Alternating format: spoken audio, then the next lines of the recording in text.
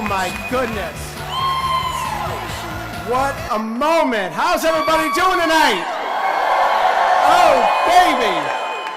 Look at this incredible group of people. Thank you, Western New York. What a resounding victory.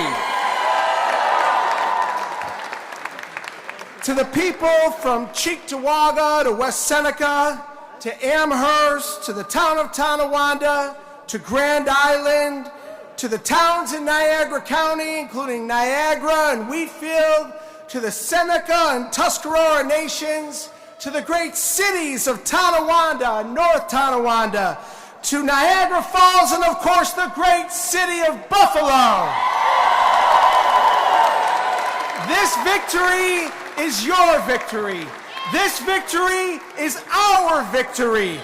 Tonight, we are one step closer to preserving democracy. We are one step closer to protecting human rights and freedoms across our country and across the globe. And tonight, we are one vote closer to a Democratic majority in the House of Representatives. There are so many people that I need to thank for making this moment a reality. I'm pretty sure everyone knows where I need to start, right at home. Right to my right and your left, to my incredible partner and my best friend, my awesome wife, Katie. Here's the shot. There's the shot right there. Huh? And to my kids, Connor, who flew in from Maine today from college to vote, and he's heading back to school tomorrow. Connor. My daughter, Erin, sophomore in Buffalo Public Schools, 100 average.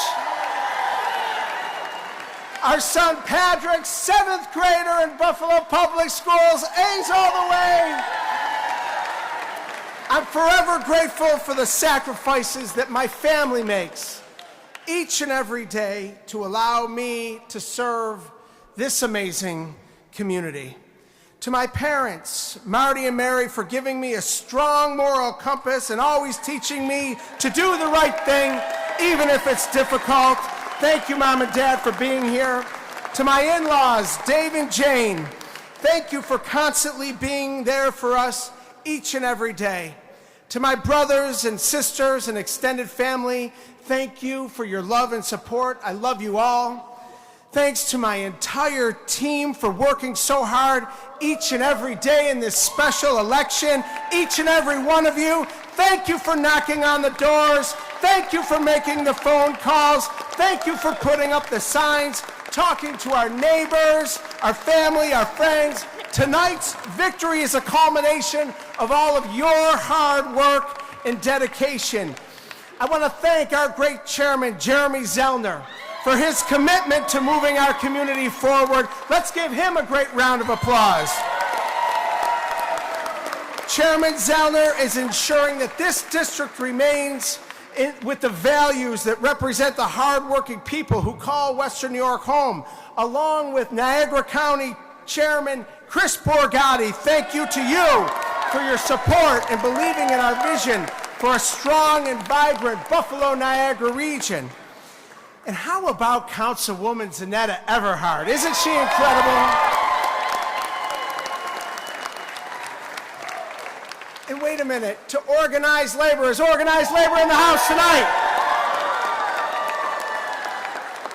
To Peter DeJesus, to the AFL-CIO, and all labor unions, thank you for your unwavering support.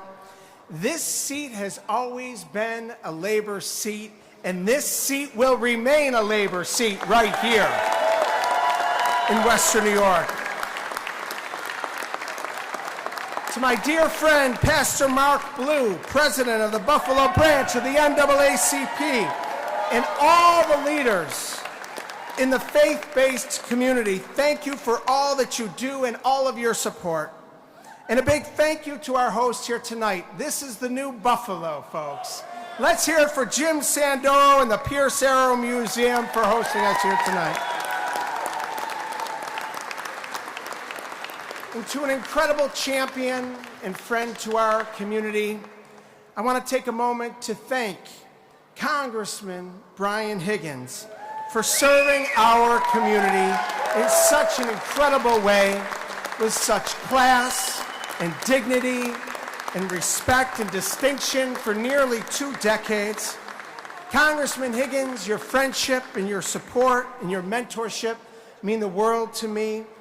This community will always honor his legacy, and Western New York will always be better because of Congressman Brian Higgins. Let's hear it for Congressman Brian Higgins.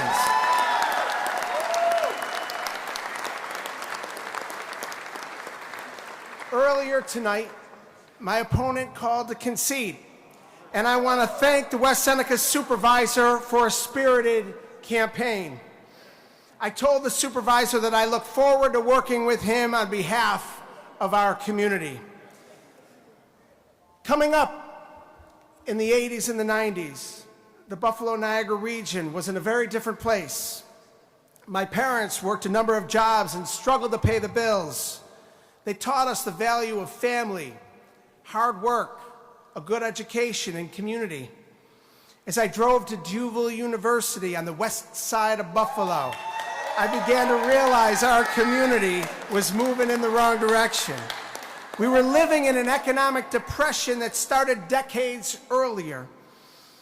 I thought about my generation, tens of thousands of them, fleeing our region. From 1999 to 2010, 50,000 people between the ages of 18 and 35 left the Buffalo-Niagara region. Watching my family, my friends, my neighbors graduate from high school, go to college, even getting graduate degrees, and then leaving for another city with the promise of a job or an opportunity that they couldn't get here.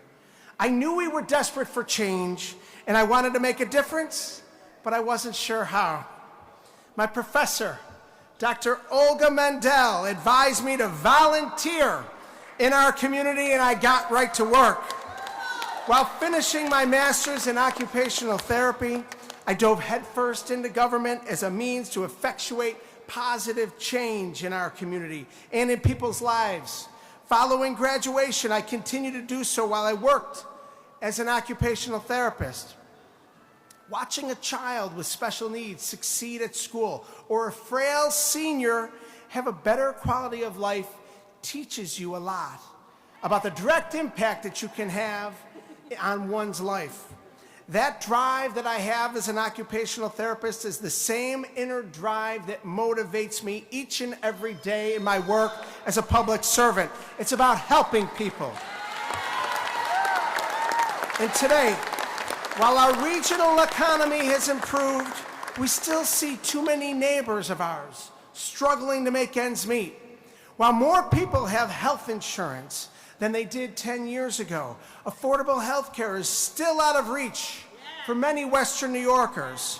While we've improved our justice system, racial inequality continues to exist.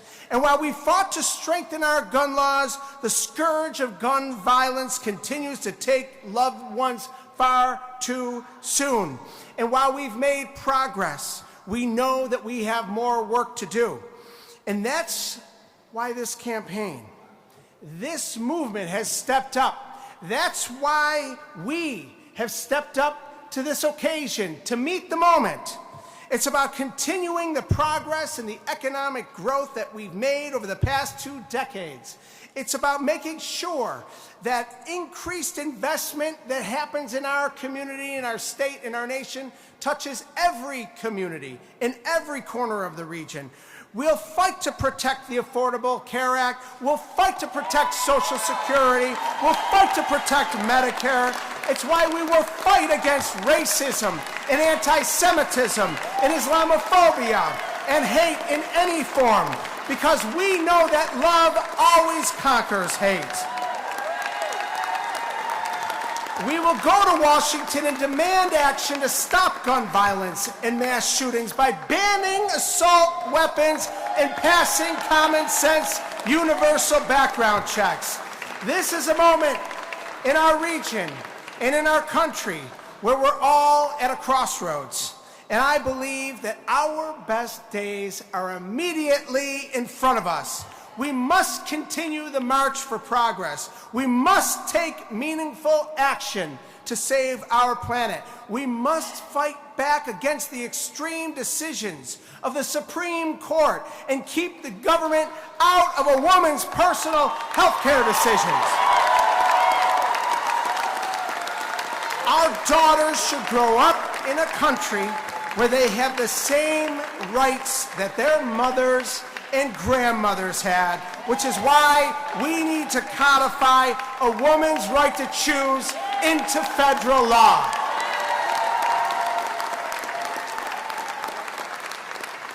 And we must fight for labor protections so everyone can make a fair day's wage for a fair day's work.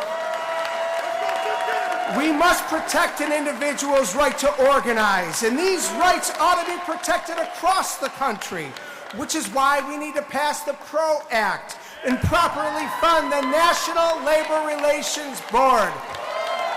People before profits. And we are going to stand and defend democracy. We need to elect pro-democracy, anti-MAGA candidates all around the country this November. And it starts here in this room in Buffalo, New York tonight. And we need to re-elect our great President Joe Biden. And we need to keep Senator Chuck Schumer leading the United States Senate. And we need to win back a majority for the House of Representatives for Democrats and make Hakeem Jeffries, a fellow New Yorker, the first black Speaker of the House in United States history.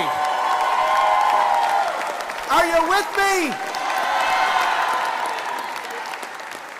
When I ran for the New York State Senate in 2010, we said we were going to change Albany. New York State was the most dysfunctional state government in the entire nation. The Senate was in disarray and corruption was running rampant. Today, under a Democratic majority in the Senate, we have made our state government more reflective of the people, passing laws that strengthen voting rights, enshrining into law women's and LGBTQ rights, standing up for working people, keeping communities safe, and protecting our natural resources. Now we take this fight to Washington to fix a broken system, dysfunctional House of Representatives that's controlled by extreme MAGA Republicans. We are going to change Washington just like we changed Albany. We know we can do it because we've done it before. And I know you're going to be with me right by my side, as you've always been. This community is an irreplaceable part of who I am. It's part of all of us. We are the city of good neighbors. We are the region of good neighbors. We are resilient. We are fighters. We are determined to take a stand for what's right and just and fair. We are going to go to Washington, D.C. together. We will make our voices heard and be a model for the rest of the nation. We will change Washington. We will make this nation better for generations to come. Thank you for having faith and trust in me to represent this community that I love so much. God bless you. God bless Western New York, and God bless the United States of America. Thank you, everybody. Thank you so much. I love you all. Thank you. Thank you.